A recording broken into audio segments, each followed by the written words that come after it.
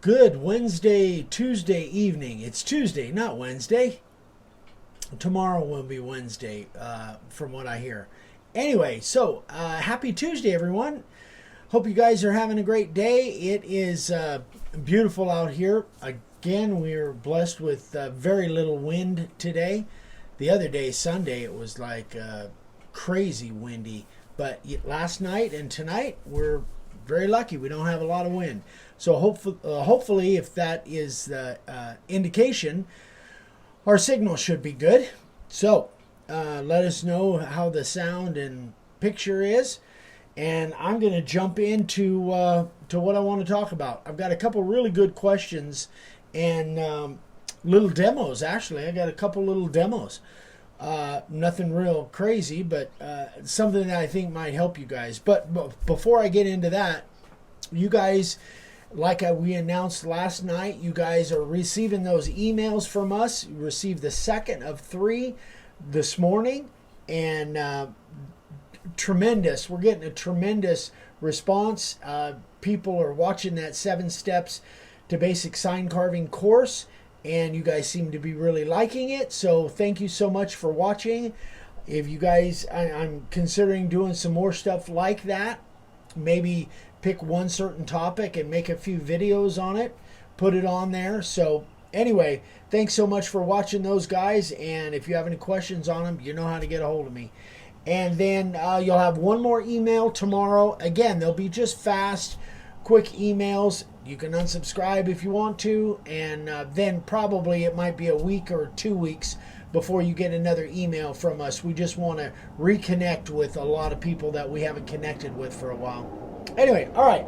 So let's get into the questions. So this is from Donna Beckenmeyer. Beckenmeyer.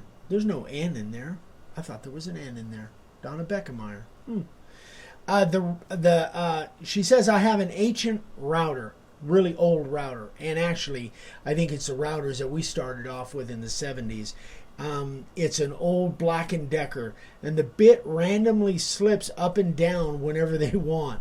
Doesn't seem to have any rhyme or reason. I've tightened them as much as I possibly can, and they still slip. Using the same bit in a newer router, they don't slip. I've been trying to use this one to route edges only. Now I got this router from my... she said, I got this router from my dad when he passed in 2008.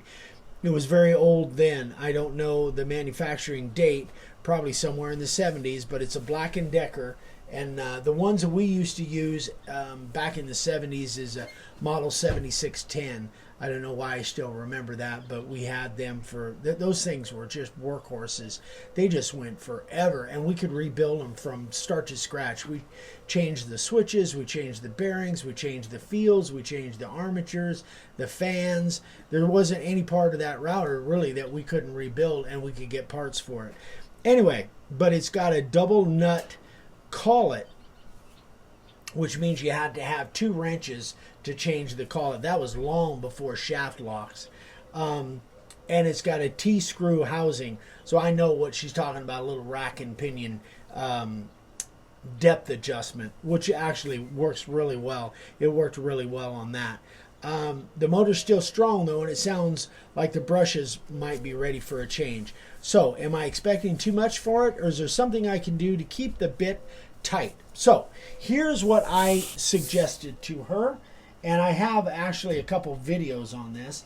But what I'm going to do is, this is just one of the little cheap Harbor Freight routers. But this is, I was looking at it, and this is somewhat similar to, as far as the Collett goes, as to the old Black & Deckers.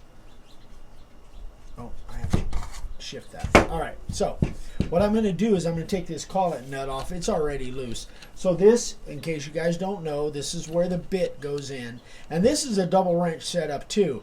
There's no shaft lock on this. So you have to put a wrench here, and then this is a 17, which I have a wrench for here, but it doesn't matter. So here's what we used to do on a regular basis. If you've got an old router, it might be the same kind of system. So once you take the bit out, take the nut off, and that collet will just fall right out. So in case you guys don't know, what causes that bit to get tight is this has an angle to it, and it is exactly the same angle as the inside of the armature. And then when this tightens that down, it pushes this, because that's got a little collar on the inside, it pushes that, and that's what tightens up on the bit. That's what causes the bit to stay tight. Just so you guys know how a collet actually works. It's got a little slit in there. You can't see it, but this is just one little slit, and this is exactly what the old Black & Decker collets look like her router. That's why I picked this one to make this demonstration. So what happens is, very often, and I can even see on here, there might get a little buildup on this or on the inside of the armature. So what you want to do is, number one, this is what I used to do, and there are probably some machinists that are going to cringe at this, but I used to take a little piece of sandpaper. If I could see that there was some buildup in there, in that little thing, I would just take a little piece of sandpaper and just try and kind of get that back to new metal. And I'm sure, again, this is probably not the technical way to do it. So if it's not, I don't know. It always worked for me. So I would just, this is like 220 sandpaper. So I would just take that, and then sometimes there would be buildup on here. There's not really. It's kind of discolored. But you could take that and then take a little drop of 3-in-1 oil. Put that in there, kind of move it around. So my hunch is this is what's happening. Is somehow this is not tightening enough and causing that angle to match with that angle to actually grip that bit. That's what has always been the issue with, and it used to happen with the Black & Deckers every once in a while. So every once in a while, you guys might want to just put a drop of oil on that thing. And now I have a video about Collett maintenance. I can't remember what the number is right now, but it's I kind of go into a whole kit that I had. But this is what I used to do all the time with the Black & Deckers when I would catch that bit starting to slip in there. So that's what I kind of suggested to Donna, and hopefully Donna will see this video because this kind of puts a word picture to it. But that's all it is. We've got some questions. Yeah. A lot of people saying hi. Hi. Keith Sully says, Hey, hello, Keith. Vicky and Eric. Thanks for today helping him. You're welcome, Keith. Tracy Detweiler, I think he's the one that asked the question. Hold on. Okay. Nancy Peterson said, just a question regarding something you said in a video. You mentioned something about scribing, scribing. Okay. Could you tell me what that is? Scribing, in my mind, scribing is if you are going to cut something, let's say, let me grab my pocket knife. Let's say I wanted to cut,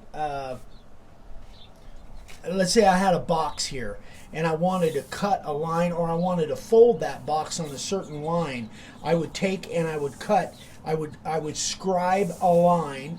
This is what my definition. I don't know in what context I use that word, but a scribe is basically just marking a line, cutting maybe kind of half, perforating it, and something like that. So it's maybe making a line so that I can fold that box. So I don't know if that's the context. Now, there have been people that said, I don't know that I've ever really done this. There are people that have said if you want to hold a straight line when you're carving a really thin line, like with a carving liner or a profile bit, if you take a straight edge and it's a long straight edge, you literally could take a knife, and there is scribing knives.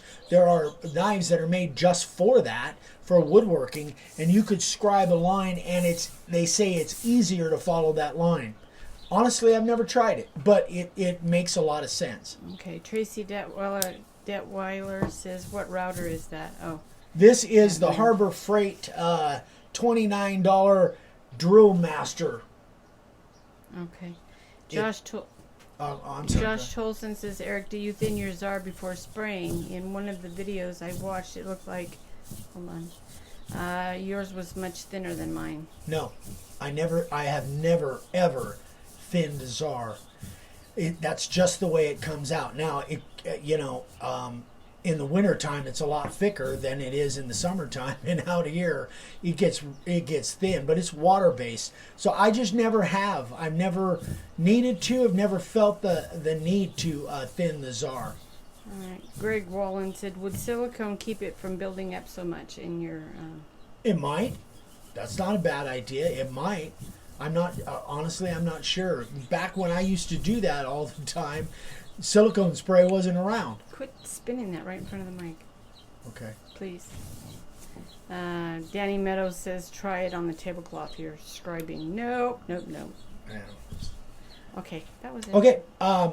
So, if you guys have questions, obviously, you know how to get a hold of me. So, second question. Oh, yeah, this was from Wallace Sizemore. Very interesting. He is down, I want to say Wallace is down in Florida, down in the south, somewhere down in Florida, and he has a problem with buying the cedar boards that are, they already have a lot of moisture in them, so he wanted to dry them out. So I referred him to a video where somebody made a little, like a little kiln, basically a box, put a little heater in there with an exhaust fan, made a little kiln, and it worked out really well. And then I've showed where other people have taken old refrigerators, gutted them out, put a little heater in there, exhaust fan, and that's worked out really well. But he said, I remember him saying this is about a week ago, he says, well, I might just stick them in the cab of my truck. And I kind of chuckle at, well, you can give that a shot. So he wrote me back and he said, he bought a base and a modified housing. We modified a housing for him. So he got that. And he said, you remember me mentioning drying my cedar boards in the cab of my truck? Well, it worked. Left in there for 3 days, and the moisture content went from 13 to 14% down to 6 to 8%. One of your videos mentioned sealing the ends after drying. What should I seal them with? So, anyway, that's fantastic. I never thought about putting them in the cab of a truck, but I guess if it sits in the sunshine and it stays somewhat climate controlled inside the cab of the truck, why not? So the cab of his truck is like a little kiln. Amazing. Anyway, so I've showed this before. If you've got a little piece of cedar, or any wood, actually, you can see that's got a little bit of a cup to it, but it's pretty dry. This thing has been dry for a long time. But if you've just dried it out, I suggest to seal the ends with something. And I've used, so let me show you some of the stuff that I have used that I just grab. Now, sanding sealer is, I think, probably the best. That's what I would use. Normally, I would put sanding sealer on it if I really wanted to seal up. You guys know I use sanding sealer on pine all the time. So you can put sanding sealer on there. But let me show you some of the other stuff that I've used. I think we have a woodpecker. Well, something is tapping. Huh. That's anyway, weird. Sorry. These are some of the products that I've just grabbed. If I feel like I need to seal the end of the board, I would just grab one of these. Any of these are... There it is again. It's odd. We have a woodpecker around here pecking on something. It's you guys can't hear it. But anyway, any of these, I would just grab it, and I haven't shook this up. I'm trying not to. Oh, I think that's the neighbor doing something over there. What? I think that's... What did you do? I didn't do anything. What are you talking about? Anyway, so even that would seal up that board.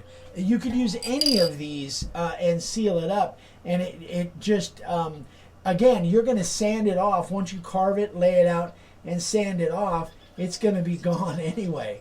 So... I will watch the video.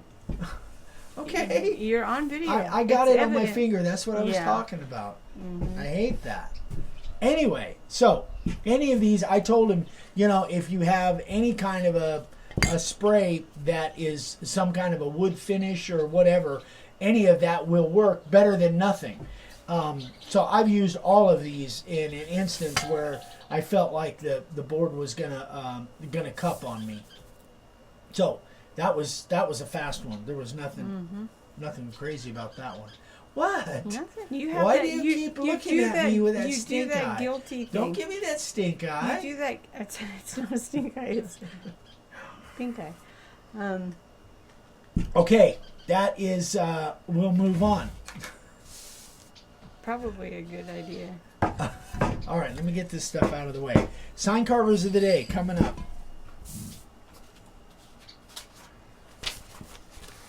See, there it is. What? There it is. Nothing. You are such a terrible liar. Nothing. We're moving on. Keith Soleil says you're in trouble. Keith, shh. Don't try and get me in trouble. I did nothing. Nothing. Like Schultz. Mark Tracy says, have you ever cut out letters, primary outset letters, with a spiral upcut bit in lieu of a 60 or a 90 degree? Yes, I have. Yeah. I don't really like to do it, and let me tell you 2 reasons why. I like the fact that I like the fact that when I'm cutting an outset letter and I'm using a profile bit or something with an angle on it, I had a call one time from a guy that kept, when he was using a belt sander. That was long before I used the disc sanders. He was using a belt sander and he kept gouging the edge of his outset letters. And it turns out, I had to really kind of go through a process. Turns out he was cutting his outset letters with a spiral upcut bit. Well, if you think about it, if you cut an outset letter with a spiral upcut, that's a straight cut. So that means this is the top of your letter. That is the edge of your letter. It's a perfect 90 degree. You're much more likely when you're sanding that you're going to catch the edge of that letter. If you cut with a profile bit or something that's got an angle on it, you're much more likely that sander is not going to catch the edge of that letter. That's the first reason. The second reason is that when you're spraying it, like I do, if you're spraying it black, if that angle is the side of your letter, you're going to end up with more white spots. You got to get it at more angles in order to get coverage of the side of your letter with your black spray. So that's 2 of the main reasons that I don't necessarily like using a straight cutter for doing outside letters. Tim 46 says, I was able to get a replacement base for my DeWalt 611 that accepts template guides. Costs about $12 on Amazon in case anyone's interested. Okay, there you go. He doesn't have a good poker face, Tracy, not at all. Andrew Wynn says, brother, you're on video, you're caught red-handed, and that's why you got stinky eye. Let's move on. Move on. Leonard Davis says, I want to play poker with Eric. We'll move on. Wait, you got more? Hold on. Eric, I won't be, Bob Bennett, I won't be carving for a while. I'm putting in my new shop. I will still be tuned in to watch you guys. My little shop is out of service until I get the other one built. Probably about 30 days, but I'll be watching. Well, thank you, Bob. I appreciate you still watching. Thank you. All right. Brandy Johnson. Look at this collection of signs here. So, or that's Brady Johnson, I guess. Or is it Brandy? It's Brandy. Excuse me. I have Brady back here. I think I forgot the N. So they made this for a family, and the angel wings are for babies that didn't make it. Isn't that amazing? He says there's one heck of a story that stories that this family has. I remember the email. Oh, he's here. Brandy Johnson says it is Brandy. Okay, great. Well, terrific job, Brandy. Excellent. All right, this one's cool. Stephen, I think it's Harrell. Harrell. He did one of these for his grandson, posted it online, and in 2 weeks he got 23 orders for these. Oh my gosh, what's the name of these things? They're growth sticks. Growth charts. Yeah, growth charts. Yeah. So that's amazing. In 2 weeks, got 23 orders. Terrific job, Stephen. Lou Bryan made this for a friend, a 30-year volunteer firefighter. Looks really cool. That's a lot of painting. Great job, Lou. Danny Meadows. Danny's here. Danny's here? Good. And he made this out of poplar. Looking good, Danny. I don't think anything's backwards there. No backwards letters. Awesome. You're 4 for 4 on this one. Great job, Danny. I think that's sarcasm. Danny, I'll kick him for you if you want. Mike Kuhn up in Las Vegas area.